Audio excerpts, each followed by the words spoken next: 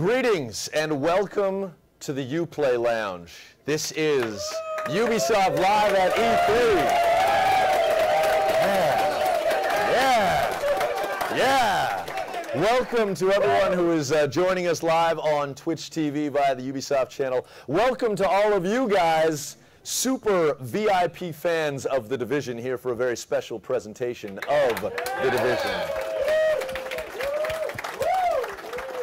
So, for those who are unfamiliar, if you have not been following the Division game on Twitter, we are going to do an extensive Q&A, and we invite you to take part with the hashtag AskTheDivision. Pretty simple, easy, and also elegant. We've got three wonderful human beings representing massive entertainment. Yes. Yeah, I think we can. Yeah. Mathias Karlson on the far right. He is lead game designer. Yeah. Hi guys. Yeah, we got to keep that applause up so it doesn't fade by the time we get to Ryan. David Polfeldt. Exactly. Yeah, managing director for Massive Entertainment. Hello. And Ryan Barnard. Hello, everyone. Game director. So this is obviously a very wonderful opportunity, and now that we've introduced you guys, we get a little bit of an idea for what it is that you do. I know we're all very excited to be here. Fans, yourselves, it's a very exciting time to show off what the Division has. And Ryan, I know you want to tee us off with some beautiful spectacles. Absolutely, absolutely. So first of all, thank you everyone for being here. This is awesome, and this is kind of a theme for us. As you've seen, we're really invested in the community, building a community for the game, and it's all about you guys and your involvement and your participation is what makes that happen. So I have the honor tonight not only of being here, but kind of kicking off the show with the CGI, the trailer that we have, that we're so proud of, the work that our talented brand team put together with, with the guys over at Blur. Whoa. Now I'm freaking myself out.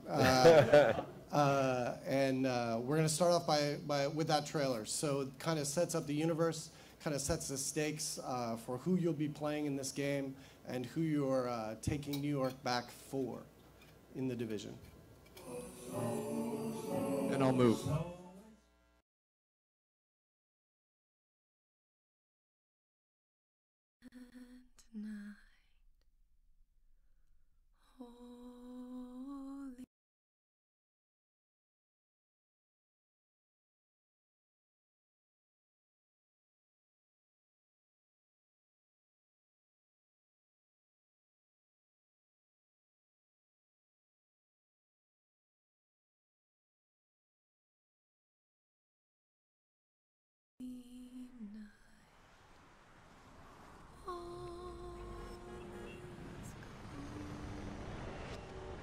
It's hard to watch something you love destroy itself, to see it fall apart. Disaster always feels so distant, detached. Someone else's struggle in some faraway place. It's not until it's in our city, at our doors, that we realize how fragile we are. All of us. All of this.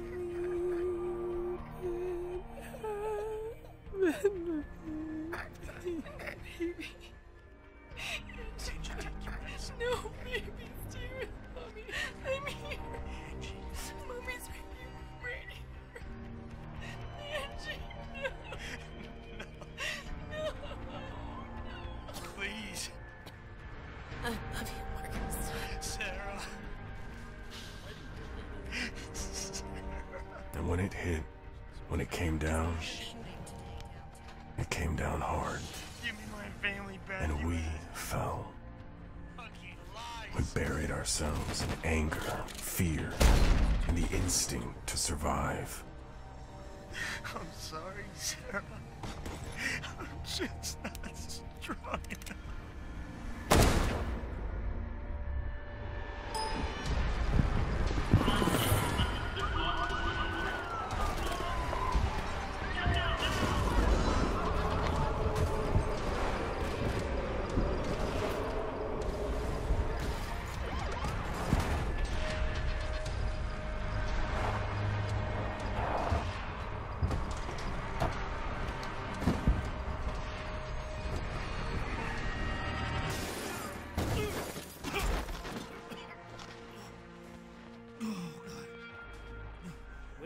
life, Simon. Please, no more.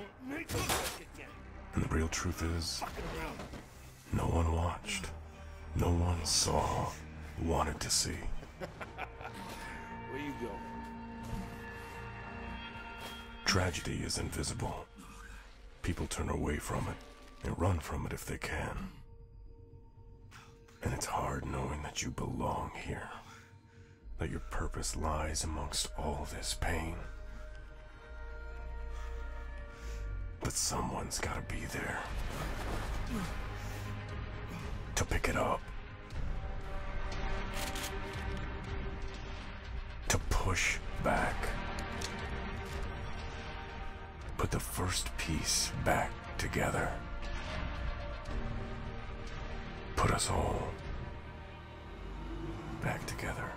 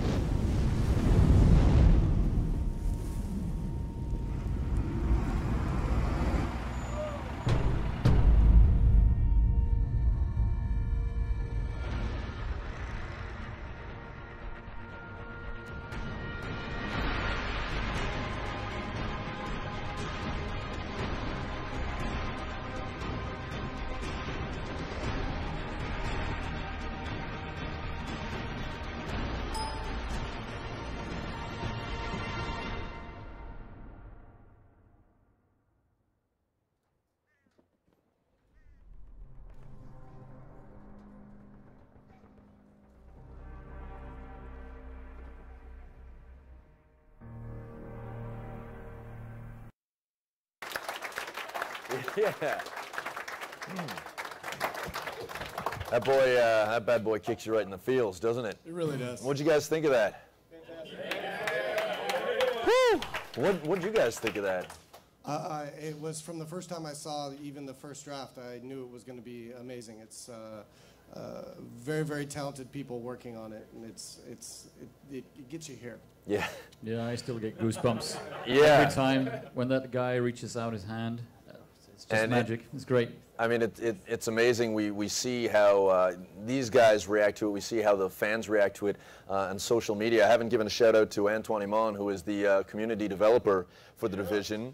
He's taking pictures from that. Antoine. You know, he doesn't want to appear on camera. I also realize as well that I forgot to introduce myself. I'm Zach Cooper, by the way. I get to host this wonderful event.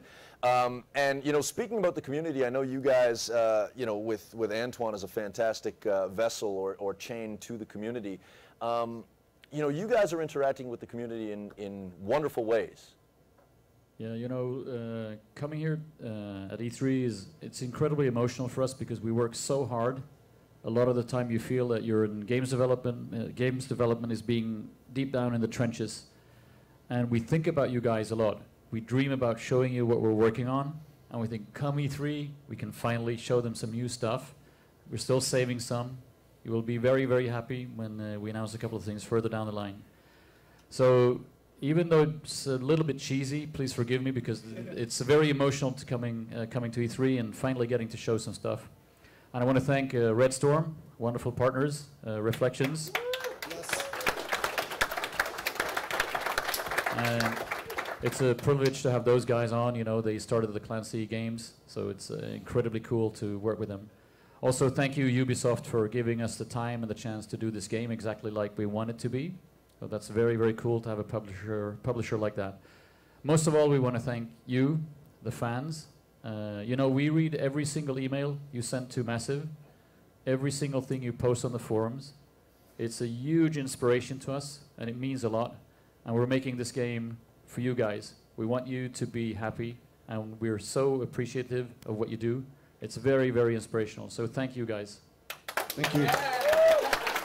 And David, I mean, we had a chance to chat a little bit before we got things underway on Twitch here, and you said something that I've never heard any representative of a dev team, let alone a managing director of a studio.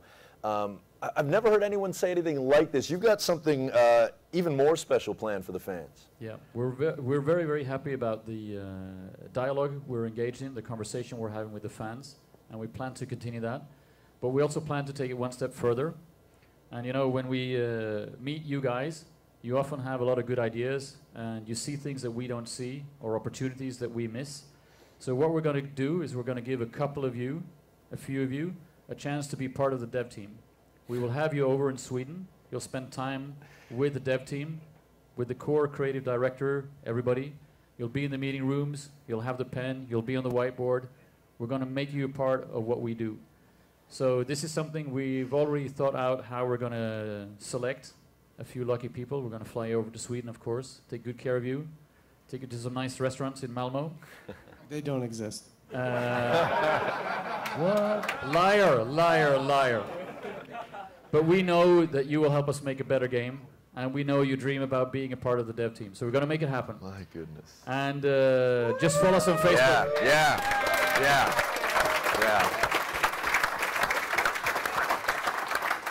So just keep your eyes on Facebook, and you'll find out how to get to Malmo and be part of our dev team. Thanks, guys. Looking forward to having you there. Whew, that is unreal. That is unreal. Another round of applause. That is an incredible initiative. You know, as a community developer, speaking to even the prospect of that being a reality is really mind-blowing. And I know, you know, Antoine is obviously off mic, off camera, but I can no doubt assume that he is genuinely just extremely enthusiastic about the idea of working that closely with the fans as well. Yeah, but it's not just Antoine. Well, of course. But it's the core team. We know that what you have to say is very, very good. You're smart people. We trust you. We know you're going to help us make the best game ever. So thanks. Thumbs up. So obviously yesterday was a big day on a couple of fronts when you guys got to show off the game, whether it be through the CG trailer or the gameplay demo. We've also got another wonderful community exclusive here where we will have exclusive commentary from what we saw at Microsoft yesterday. So if we can go to that, and we'll have Mathias doing the commentary. Oh yeah. Walking us through. Take us through New York. Karlson. Oh yeah. Not that? No. That's the secret stuff for later. Oh boy. All right, so if we can back out of this and get to the, yeah, that would be, yeah. This is a pretty good opportunity to remind you guys, if you want to get involved in the Q&A, which is going on immediately after this, use hashtag #AskTheDivision. Here we go. All right, guys. So one thing that we find really striking about New York, except it's snow is falling down just a little bit. The world's so quiet and still. Santa's out there flying around, the underbelly of the city is something that's going to be an effort for me. We really want to tickle that exploration lust. And being open world, of course, a lot about choice, your choice. Where to go next and what to do next. So the map that we see here, that we've shown a couple of times, is a really vital tool for you to see the key locations, events, and activities around the world and decide where to go. And as we're moving down this corridor here, in a moment we're going to see one of the new core features for this year that we call Echo. And think of it as a data gathering tool that draws information from any sources you can get, like security cameras and such. And when triggered by the players, it will render a three-dimensional augmented reality scene around the players in the area where they are. And it can show you really key information about the environment you're in, the narrative of the game, and also lead to some extra missions and rewards. And here we see a more, I think, human side of the virus hitting the city, where a group of civilians are scrambling to get on the last train out of New York. And there you heard the sound down the tunnel. I mean, it's a pretty serious setting. Games are, of course, a lot about fun, but scenes like this can give you a clue of what happened to many of those who didn't make it out in time.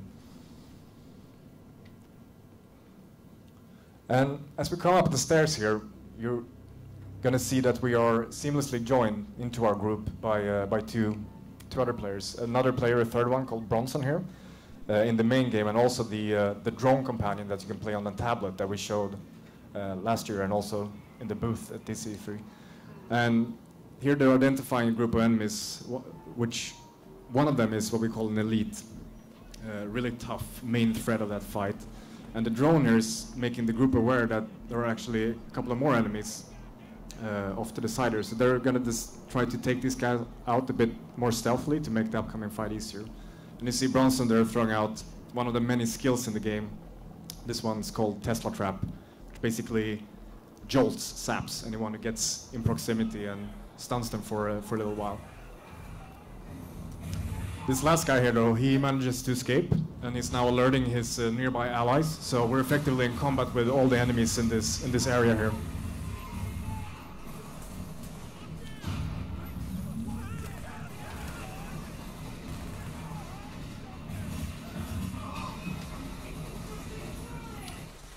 In a couple of seconds here, you're going to see another skill being used that we call strobe, which is a skill that temporarily blinds and disorients enemies, so you can reposition effectively or flank it, like in this case here.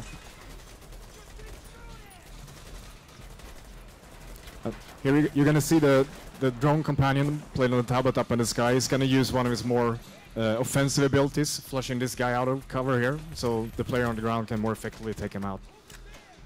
And Bronson there in the background, he didn't get into cover in time, so he's downed. But Megan, the third player there, she puts up another skill, the turret. Here it's modified as a flamethrower. And Buddy revives him, gets him back in the fight, and then they're basically mopping up the last couple of targets surrounding the elite I mentioned in the beginning, so they can all focus on him and take him down swiftly.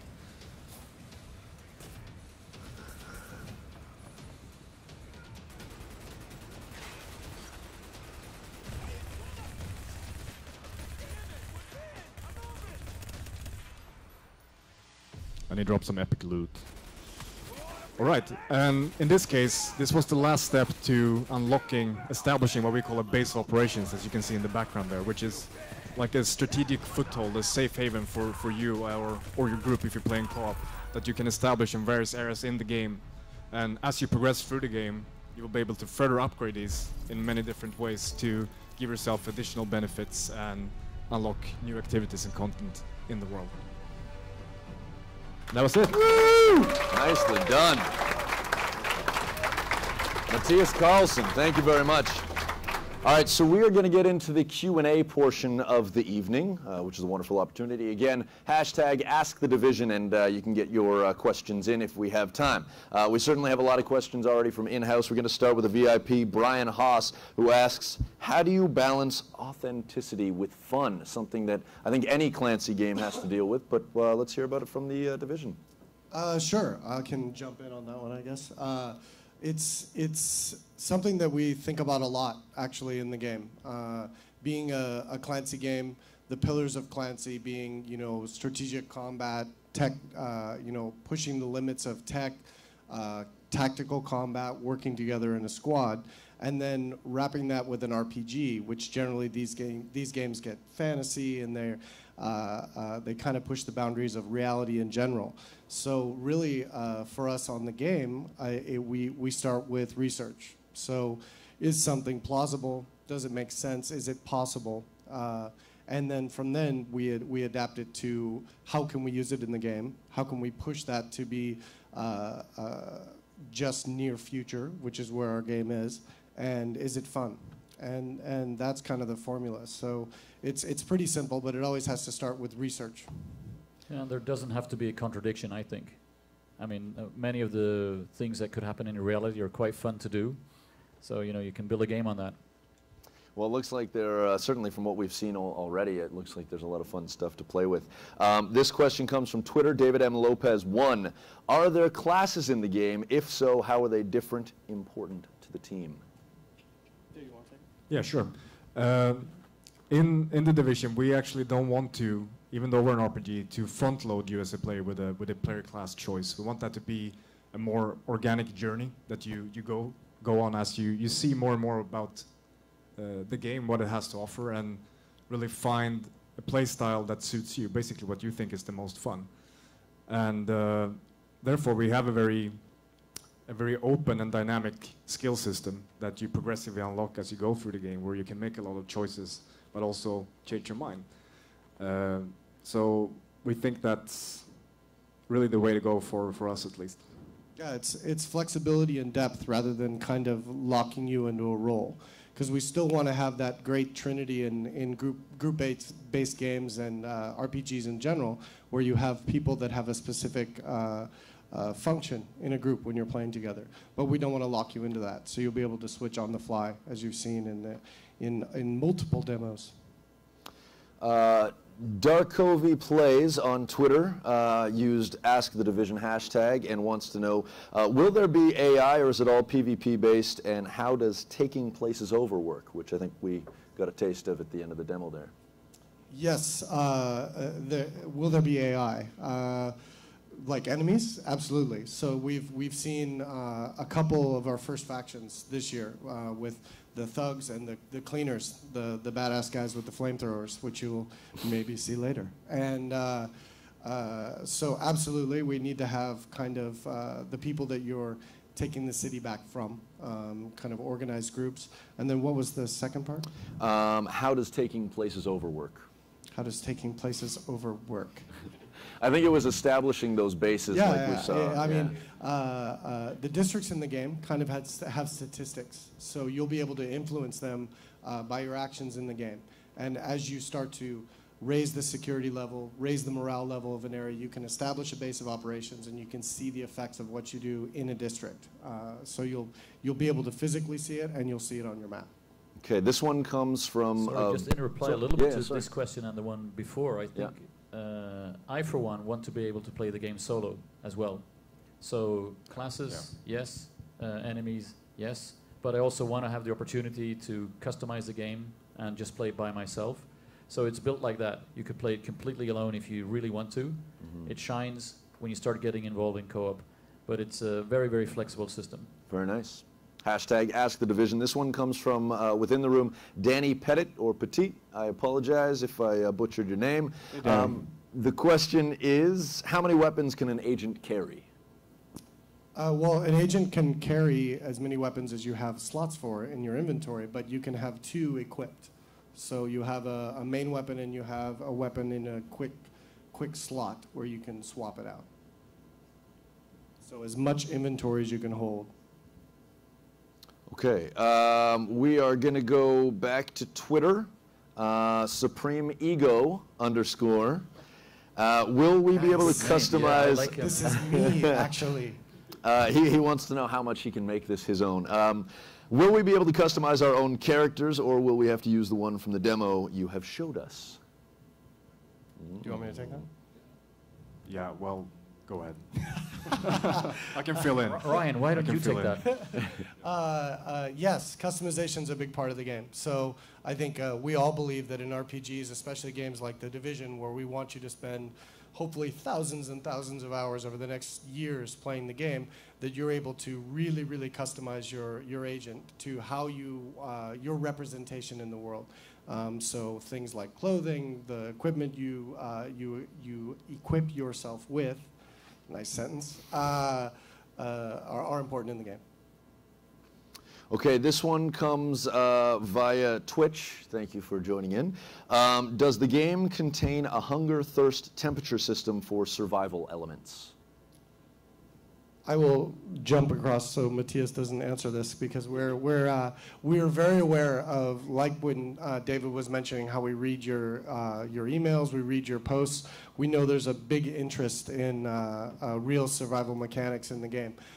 We want the game to be very, very open and accessible to a large mainstream audience, but we hear the desire, and it's something that we definitely are looking at. When we were doing research for this game, I went on survival training a whole week, and it was not fun, I'm telling you. So we'll see. All right, let us go back to Twitter. We've got one from L. Zachariah. Will individual abilities have multiple levels, i.e. thermal vision that has 3 levels of advancement? It depends on, if I interpret the question as skills, the basic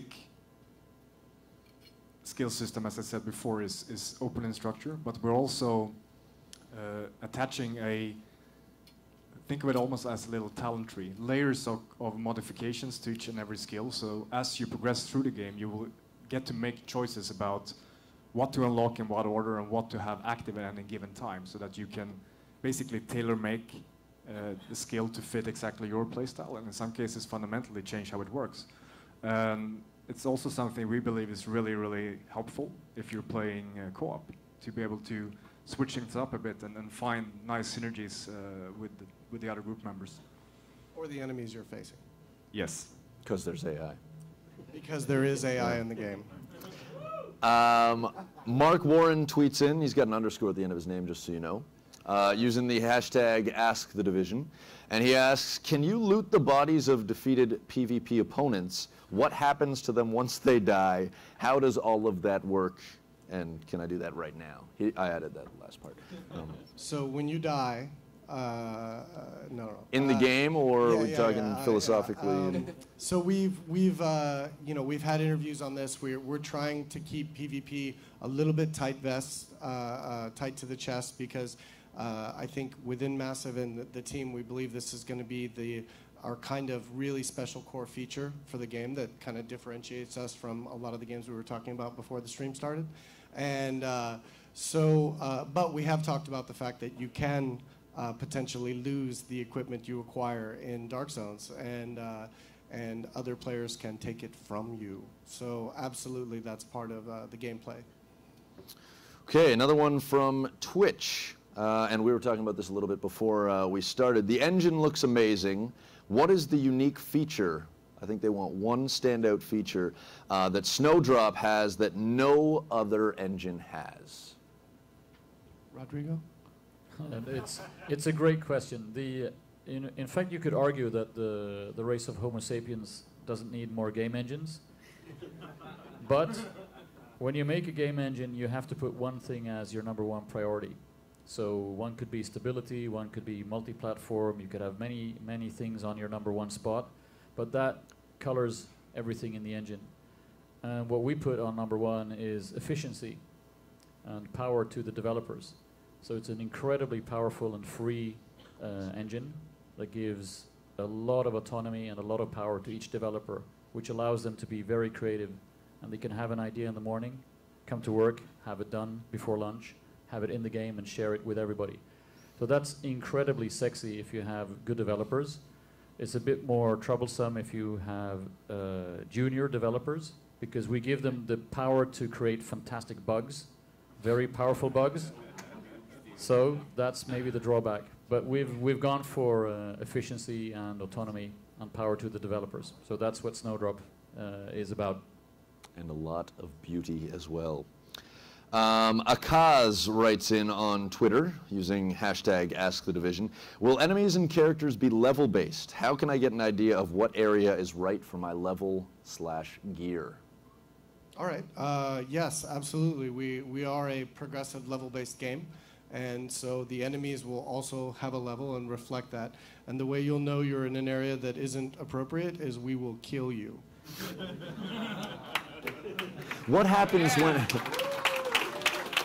But Ryan, what happens when you die? And then when you die. Akaz writes in again, should I stop spamming you with questions, or should you hire me as a suggestions for the game consultant? Speaking to David's earlier point. He should follow us on Facebook and become one of the lucky few that we're going to bring over to Sweden and make you part of the dev team. Yeah. Sebastian Spilker is in the room. VIP. Oh, hey, wow, yeah, there he is, dressed up too in the garb. Well done. His question is, how big can the clan which fights together in the streets be? Is there a limit, clan size? Yeah, I can jump on that one, because I can honestly say it's not set yet. So we definitely want clans to be a big part of the PvP and growing communities, but we don't have a limit set. And the way we work at Massive and with the game, as the 5 of you will find out that come, is we're extremely iterative. So when we put in a new system like David was talking about, we play it, we try it out, and we alter it through iteration. So the clan sizes will, I'm sure, where's Bjorn? They'll be limitless. I mean, He just had a heart attack. Yeah, exactly. His face was pretty remarkable there. There'll be limitless, or there'll be 4. Billions of people in a clan. So it'll be somewhere between that, between 4 and as many friends as you have. All right. That is fair. We're going to take one from Twitch now, and it's another one where we're diving into the question of death.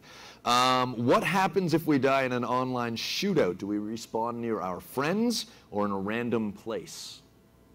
New York is a big city. Jersey. Yeah, you will.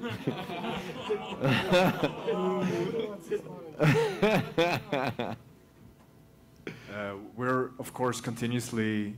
I think everything we make in the game we look at through various lenses, and one of them is always co-op. That even though we really want to protect the ability to play alone, we also need to make sure that nothing we do obstructs or inversely affects co-op. So I think this slightly longer answer to that question is that we're continuously looking for what's the best solution for making sure that you get back with your friends as fast as possible without it being game breaking in how easy it is. But as it stands right now, it's going to be not a random location, but not with your teammates. You need to be punished a little bit if you die. But as we saw in the movie, you can also be body revived. Me not being an engineer, I cannot tell you how surprised I was to discover that respawn points is a complete science in itself. It's incredibly advanced, and it's very, very difficult to do it well. It combines many different things, like expectations, psychology, fairness. So it's really, really very complicated. So it's not something that we take lightly. And we're of course going to have the ability for you to spec skills and abilities to revive someone if you're playing in co-op. So I think that's part of the dynamics of the group as well. Senpei01 on Twitter writes, do we have to play with the same people in order to have the same story progress? Absolutely not. Well, so then, are we able to expand on that in terms of, I mean, sure. The way that the game is structured and set up, so if you and I are playing together and we're progressing the story or we're progressing the events in an area or a district, that progress is shared. So we don't want to punish you for playing with other people. You go back to your own game and you've lost that progress. So anything you do together with other players will be brought back to your universe of the division. And so would that work in the way of like kind of like a fog of war sort of deal? If you've got New York City and you've done, say, this section with your friend, but you've done this stuff by yourself, your friend hasn't done that, maybe they join you. Like how does that alter your partner's experience? Well, fog of war is a very specific type of mechanic, and we're not really looking at that. But you will be, I guess, if I were to join your game and you had done progress that I wasn't involved in, then I know I would not have that that progress just gifted to me because I joined your game. Okay. Let's see. Olenberg on Twitter says or asks, how will the clan thingy work? Can we level up as a clan and gain perks or alike? Please see the answer 5 minutes ago. There you go. Mark Howland is a VIP and asks, can you go a little more in depth on the survival aspects of the game? How drastically are skills and other things diminished when you haven't ate or drank anything, and will it be a crucial aspect to questing, raiding, PvP, etc.? Did you get all that? Because I think I probably That's need 9 questions. Yeah, I need to, I think, go through that one as Do you want to talk on that, Mathias, or do you want me to take it? Go ahead, please. So the first part, I guess, was maybe wrapped in the survival thing that I hinted at that we really, really like and we're taking seriously and thinking about. But what we wanted to do with food and water and rations or supplies that you find in the game is turn the mechanic and make it positive. So it's still a benefit to you, but you don't die if you don't find food and water, which is a mechanic in a lot of more hardcore type games in this genre. So we want them to be important, and we want you to find them and hold on to them when you get them, but we don't want to punish you for not having them. Oh, yeah. Yeah. That was a crowd pleaser. 4 people like that. And potentially many more on Twitch as well. Speaking of Twitch, we get another question from our viewers enjoying the live stream and playing to your idea of hardcore. How hardcore is The Division? Do you lose ever? No, we've already talked about the death. Can you drive vehicles? And if so, how customizable are they? You get 2 in 1 there. Yes, the vehicle question. We, you know, with the setting that we have and the scenario that we set up, vehicles are obviously in New York, so there will be vehicles in The Division. Generally, this question is, can you drive vehicles in The Division? And we're not a game, we're not a racing game, and we're not a driving game. So right now, currently, it's about exploration. It's about, we want the pace to be, you know, at your own. And when you introduce vehicles into a game, especially an open world game, it really, really changes the dynamic of what you have to build for the world. So we're not looking at that right now. No, and I think, just want to add to that, I think it really struck me hard when the game started to come into fruition, that how fundamentally different it is to experience the world of this size on foot, rather than rushing through it in the vehicle. It's something you gotta play to see, but it's a very detailed, personal experience of the world around you that I think is super cool. Here's a question from Brian Haas in the room. You play VIP, and I think it's something that probably a lot of people would want to ask. Brian, if you, yeah, oh, right up top, second row. You were one of the wooers. I like that. How can a novice player and a veteran, say someone who put in maybe 50+ hours, enjoy a co-op experience together? That is a great question. I've worked on several games in the past that really struggled with that. If you're talking about the level, you know, we're a progression-based game, your level max, and I just started, how do we play together? And we have a lot of different solutions that we're looking at, but I don't have you know, this is what we're doing for the game right now. But we're definitely aware of it. We want everyone to be able to play with anyone they want, and we definitely want people that have been playing The Division for months or years to be able to play with someone who just started. So it's something that we're also taking a lot of time to make sure we get right. All right. I know you've been very hungry to ask a question. Has it been answered yet? Would you like to ask? No, definitely not. So I know a lot of questions, and the demo especially. That's me putting my mic. Okay. Described how the gameplay is, and what I was questioning was, what is the story like? Because I know there's a lot of post-apocalyptic games, like, for example, Last of Us, which really exemplified how the story is told. So I was wondering how the story is told in this game, and that if you guys had any focus on this. So that's my question. Absolutely, great question. The short answer is that we want you to experience the story in the game, but the great thing about when Mathias was talking about Echo and how that's going to be important for you in the game, that's how we're solving the kind of the narrative storytelling. It works with multiplayer. It works with different level differences. We can have story elements. We can have elements for the district, clues. So that will be very important in that. But as to finding out what happened and the story, you need to wait. But there's something I think very special with The Division, and that it's not post-apocalyptic. It's not too late. You know, you're just at that moment when everything is about to go to hell, but you can make a difference, and that to me is extremely exciting with the story. So we're actually running short on time, and we've got a lot of questions that we still need to get to. Sorry. From Twitter, Joshio Morer writes through Ask the Division hashtag. Any plan that could keep players playing this game when it's already released? So they already want it. The game isn't out, but they want to know what the post-launch plans are. Excellent. Do you bring up the Excel? Tell us about the story. No, I mean we get that a lot. It's a good question. Mm-hmm. But honestly, the team is really focused on this game and getting it out as soon as possible, making it live up to the expectations that everyone in this room has, including the people sitting here. And so once that's accomplished, then we'll worry about how we add to it. That's fair. That is fair. Okay, we've got another question from the Twitch stream. I'm going to basically boil it down, though, to the core idea, which is the curiosity about any potential crafting system.